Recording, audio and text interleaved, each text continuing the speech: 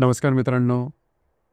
मकर राशीसाठी जुलै महिना बराचसा महत्त्वपूर्ण आहे. खास करून तुमच्या संयमाची परीक्षा ही या महिन्यात होणार आहे. मला माहीत आहे की तुमच्या राशीकरता गोष्टी या गेल्या 5-6 महिन्यापासून किंवा 6-7 महिन्यापासून बरोबर चाललेल्या नाही आहेत. गोष्टी पूर्णपणे अपेक्षेपेक्षा वेगळ्या चाललेल्या आहेत आणि खास करून 7.5 जरी संपली म्हटली तरी 7.5चे जे प्रभाव आहेत ते अजूनही दिसत आहेत. आता या जुलै महिन्यामध्ये मंगळ केतूची युती आहे ही तुमच्या 8व्या स्थानात, ज्याला आपण मृत्यूस्थान म्हणतो, त्या स्थानात होणार आहे. राशीचा जो स्वामी आहे तृतीय स्थानामध्ये वक्री होणार आहे. आणि अर्थात या सर्व गोष्टीचे प्रभाव नेमके कसे असेल, इथे एक गोष्ट खूप चांगली आहे की तुमच्या राशीचा जो राजयोगकारक ग्रह शुक्र जो आहे तुमच्या 5व्या स्थानामध्ये भ्रमण करतो. ही अतिशय महत्त्वपूर्ण आणि ही एकमेव अशी चांगली गोष्ट आहे. अर्थात त्यामुळे बऱ्याचशा गोष्टी तुमच्या आयुष्यात बदलू सुद्धा शकतात. सगळ्यात महत्त्वाचं म्हणजे भावनेच्या आहारी जाऊन कुठल्याही प्रकारचे टोकाचे निर्णय मात्र या महिन्यात घेऊ नका. कोणत्या गोष्टी होऊ शकतात, कोणत्या गोष्टी ते कशा प्रकारे कंट्रोल करायला हवं, या सर्व संदर्भातली खुलासेवर चर्चा आपण या व्हिडिओमध्ये करणार आहोत. तर सुरुवातीला आपण चर्चा करू की तुमचं जे स्वास्थ्य आहे मानसिक किंवा शारीरिक हे नेमकं कशा प्रकारचं राहील. जसं की तुमच्या राशीचा जो स्वामी आहे शनी हा तुमच्या तृतीय स्थानामध्ये भ्रमण करतो आहे. तो वक्री होणारा दिनांक 18 तारखेला. राशीच्या 6ष्ठ स्थानात भ्रमण करणारा जो रवी आहे, हा रवी तुमच्या 7व्या स्थानामध्ये भ्रमण करणारा आणि 6व्या स्थानामध्ये गुरु सुद्धा भ्रमण करतो. आणि जो षष्ठेश आहे बुध, तो वक्री होणार 18 तारखेनंतर. आणि राशीचा नंबर 1चा अशुभ फलदायी ग्रह रवी हा तुमच्या 6व्या स्थानामध्ये भ्रमण करतो आहे. आणि सगळ्यात महत्त्वाची गोष्ट म्हणजे राशीच्या 8व्या स्थानामध्ये मंगळ आणि केतू हे जे दोन्ही महत्त्वपूर्ण ग्रह आहेत, अशुभ फलदायी ग्रह तुमच्या राशीकरता, हे तुमच्या 8व्या स्थानामध्ये भ्रमण करतात, त्याला आपण मृत्यूस्थान असं सुद्धा म्हणतो. तर एकंदरीत या सर्व ग्रहांचे प्रभाव परिणाम तुमच्या आरोग्यावरती, मानसिक आणि शारीरिक कशा प्रकारचे. सगळ्यात महत्त्वाचं म्हणजे स्ट्रेस टेन्शन तुमचं ह्या महिन्यात जास्त प्रमाणात वाढेल. हा जो मंगळ तुमच्या 8व्या स्थानामध्ये भ्रमण करतो आहे, हा मंगळ हे जे तुमचे स्ट्रेस आहे जास्त प्रमाणात वाढेल. त्या संदर्भात काळजी घ्या. भावनेच्या आहारी जाऊन कोणतंही चुकीचं पाऊल मात्र अजिबात उचलू नका. बघा, तुमची जी राशी आहे ही शनीची राशी आहे, संयमित राशी आहे. तुम्हाला जगाचे अनुभव भरपूर असतात. जिद्द, चिकाटी ही तुमच्या राशीमध्ये खूप चांगलं असते किंवा धैर्य सुद्धा खूप चांगलं असतं. अर्थात हेच जे गुण आहेत, ह्या गुणांची परीक्षा तुमची या महिन्यात होणार आहे. तर काळजी करू नका. फक्त स्वतःचे हे जे गुण आहेत ते प्रत्यक्षात अंमलात आणणं गरजेचं आहे, जेणेकरून हा कालावधी सुद्धा निघून जाईल. तर या संदर्भात काळजी घेणं अत्यंत गरजेचं राहील. गोष्टी थोड्याशा विरोधात जात आहेत, गोष्टी थोड्याशा वेगळ्या आहेत, हे गोष्ट निश्चित असेल. परंतु मौनम सर्वार्थ साधनम किंवा थोडंसं संयमाने जर का काम घेतलं तर अर्थातच गोष्टी तुमच्यासाठी कॉम्प्लिकेटेड किंवा विरोधात जाणार नाही. तर जी गोष्ट गेल्या साधारण 6-7 महिन्यापासून तुमच्यासाठी त्रासदायक गोष्टी होते, त्याचा जो टोक आहे ते या महिन्यात तुम्हाला थोडंसं दिसून येईल. तर या संदर्भात थोडंसं स्वतःचे संयम राखणं गरजेचं राहील. गोष्ट फार महत्त्वाची आहे. अर्थात यानंतरचा येणारा जो कालावधी तो हळूहळू चांगला होईलच. मात्र या संपूर्ण महिन्यामध्ये असे कुठलेही निर्णय घेऊ नका. स्वतःच्या भावभावनांवर नियंत्रण ठेवणं गरजेचं राहील. यानंतर आपण चर्चा करू की तुमचे जे स्वास्थ्य आहे मानसिक किंवा तुमचे जो आर्थिक स्तर आहे हा नेमका कशा प्रकारचा आहे. जसे की तुमच्या राशीचा जो धनेश आहे शनी हा तुमच्या तृतीयात भ्रमण करतोय, वक्री होणार आहे.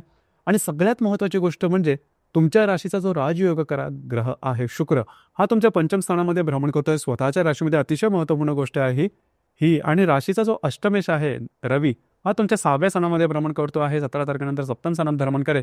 आणि राशीचा जो लाभेश आहे मंगळ, हा मंगळ तुमच्या 8व्या स्थानामध्ये भ्रमण करत आहे. एकंदरीत सांगायचं झालं ही गोष्ट अतिशय चांगली आहे की या महिन्यामध्ये तुमचा आर्थिक स्तर मात्र व्यवस्थित राहील.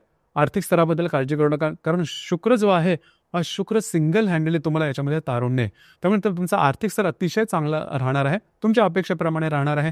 फक्त जो राहू तुमच्या द्वितीय स्थानामध्ये आलेला आहे हा अनावश्यक अनपेक्षित खर्च तुमच्याकडून घडवू शकेल. जर का तुम्ही ऑलरेडी कुठल्या त्रासातून जात असाल तर त्याच्यावरती आर्थिक स्तराबद्दल सांगतोय मी की त्याच्यावरती थोडंसं तुम्ही जास्त काही रिस्क घेऊ शकाल, जास्त पैसे कर्जाने घेऊ शकाल किंवा जास्त काही गोष्टी करू शकाल. तसं मात्र अजिबात करू नका. तुमच्या अंदाज चुकतील. हा जो राहू अशा प्रकारे काही गोष्टी करेल की तुम्हाला आर्थिक संदर्भात गुंतवून टाकेल. तर या संदर्भात असे काही निर्णय करू नका. सरळ राहा, ट्रान्सपरन्सी ठेवा, पारदर्शकता तुमच्या व्यवहारामध्ये ठेवा.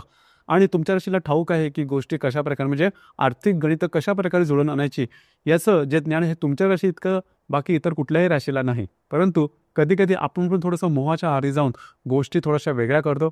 तर तो मोहाचा कालावधी हाच आहे. या संदर्भात चुकीचे निर्णय मात्र घेऊ नका.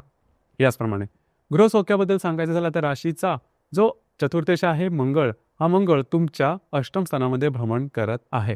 तर साधारणतः घरातलं वातावरण म्हणावं तेवढं चांगलं नाही, थोडंसं गढूळ झालेलं आहे. घरातल्या व्यक्तींबरोबरचे नातेसंबंध सुद्धा थोडेसे ताणले गेलेले आहेत. तर याच्यातून सुद्धा तुम्ही बाहेर पडणार आहात. फक्त घरातलं वातावरण सुद्धा व्यवस्थित होईल. या दरम्यान म्हणजे या संपूर्ण महिन्यामध्ये वास्तूच्या संदर्भातले कुठले महत्त्वपूर्ण निर्णय मात्र घेऊ नका. यानंतर तुमचं जे रिलेशनशिप आहे, लव्ह लाईफ आहे, त्याबद्दल सांगायचं झालं तर साधारणतः ते मात्र खूप चांगलं असेल. इथं फक्त एकच आहे की शुक्र आणि हर्षलची युती आहे ही थोडीशी त्रासदायक होईल किंवा शुक्र आणि मंगळाचा जो केंद्रयोग आहे, पुढे आपण त्याबद्दल चर्चा करू. परंतु मोठ्या प्रमाणात सांगायचं झालं जर का तुम्ही कोणाच्या रिलेशनशिपमध्ये असाल, तिथे थोडंसं वर खाली होईल, मात्र तुमचं रिलेशनशिप टिकून राहील. आणि सगळ्यात महत्त्वाचं म्हणजे जर का नवीन रिलेशनशिप बनवायची असेल तरीसुद्धा हा संपूर्ण कालावधी तुमच्यासाठी उत्तम राहील. ज्या गर्भवती महिला त्यांनी खास पण स्वतःच्या आरोग्याकडे मात्र लक्ष देणं गरजेचं राहील. आरोग्याच्या संदर्भातले काही त्रास डोकं वर करू शकतील. जे विद्यार्थी वर्ग आहे त्यांनी नेहमीपेक्षा थोडंसं जास्त, ज्याला आपण म्हणतो की थोडंसं जास्त एफर्ट देणं, प्रयत्न करणं गरजेचं राहील. कारण म्हणावा तेवढा जो कालावधी आहे तो ठीक नाही आहे.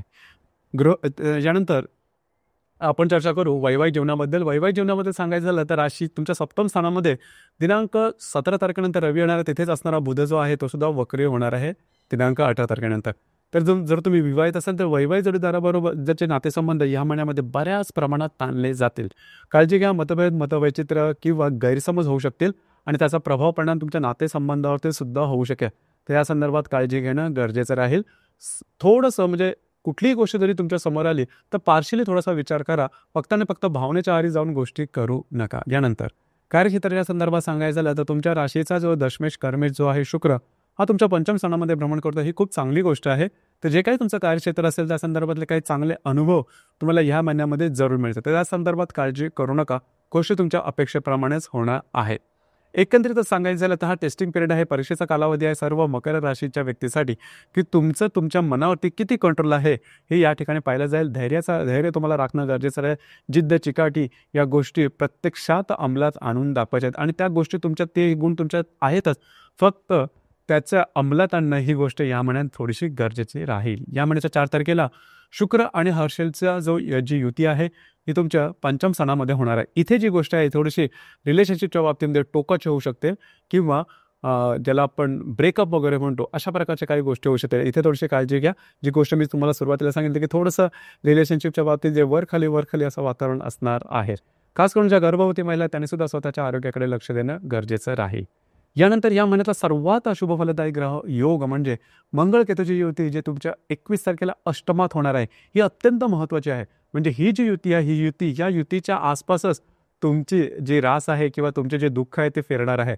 अर्थात ही जी युती आहे अशा प्रकारच्या काही गोष्टी तुमच्याकडे करवून आणेल, तर त्यापासून थोडंसं लांब राहणं गरजेचं राहील. स्वतःच्या आरोग्याकडे लक्ष द्या, स्वतःच्या मानसिकतेवरती शार्प लक्ष ठेवणं गरजेचं राहील. खास करून कुठल्याही प्रकारचे टोकाचे निर्णय घेऊ नका. कारण अर्थातच ही जी सिच्युएशन तुमच्या आयुष्यात जशी आली आहे तर या सिच्युएशनमधून तुम्ही बाहेरसुद्धा निघणार आहात. फक्त थोडंसं स्वतःवरती कंट्रोल करणं गरजेचं आहे. भावनेच्या आहारी जाऊन गोष्टी करू नका. इझी मनीच्या मागे लागू नका. कुठल्याही गोष्टीच्या बाबतीत रिस्क अजिबात घेऊ नका. सगळे जे मोठे ग्रह ते तुमच्या विरोधात आहेत, त्याच्यामुळे रिस्क अजिबात घेऊ नका. यानंतर दिनांक 23 तारखेला शुक्र आणि मंगळाचा केंद्रयोग होणार आहे. शुक्र जो की तुमच्या पंचमात भ्रमण करतोय आणि जो मंगळ तुमच्या अष्टमात भ्रमण करतोय, दोघांचा जो केंद्रयोग आहे तो साधारणतः तुम्हाला जे तुमचं रिलेशनशिप आहे त्यामध्ये प्रॉब्लेम कॉम्प्लिकेशन घेऊन येऊ शकेल किंवा ज्या गर्भवती महिला त्यांनी सुद्धा स्वतःच्या आरोग्याच्याकडे या संदर्भात लक्ष देणं गरजेचं राहील. याचप्रमाणे दिनांक 21 तारखेला रवी आणि बुधाची युती तुमच्या सप्तमात होणार आहे. अर्थात ही जी युती आहे युती बऱ्याच प्रमाणात पॉझिटिव्ह राहील. खास करून वैवाहिक जोडीदाराचे नातेसंबंध बऱ्याच प्रमाणात तुमचे सुधारतील किंवा जे काही थोडंसं गेल्या काही महिन्यांपासून जे प्रॉब्लेम आले होते त्यामध्ये हळूहळू सुधारणा होणं सुरू होईल. तर जे मी तुम्हाला सांगितलं की संपूर्ण महिना जरी त्रासाचा असला तरी या महिन्याच्या शेवटी हळूहळू गोष्टी ह्या मार्गी लागू शकतील. परंतु तुमची जी परीक्षा आहे ती संपूर्ण महिन्यामध्ये तुमच्या मानसिकतेवर तुम्ही तुमची मानसिकता कशी हाताळताय यावर जास्त राहील. तर थोडंसं काळजी घ्या. या गोष्टीतून सुद्धा तुम्ही बाहेर पडणार आहात. याचप्रमाणे ह्या महिन्याची जी पौर्णिमा आहे ती दिनांक 10 तारखेला ज्याला आपण गुरुपौर्णिमा म्हणतो आणि जी अमावास्या आहे ती असणार आहे दिनांक 24 तारखेला. तर पौर्णिमा आणि अमावास्येच्या दरम्यान सुद्धा कुठल्याही प्रकारचे चुकीचे निर्णय घेऊ नका. वादविवादात जाऊ नका किंवा आउट ऑफ द वे जाऊन गोष्टी करू नका. कमिटमेंट प्रॉमिसेसपासून लांब राहा. रिस्क तर अजिबात घेऊ नका. तर मित्रांनो, हे होतं मकर राशीचं जुलै 2025 करताचं संपूर्ण राशीफळ. धन्यवाद.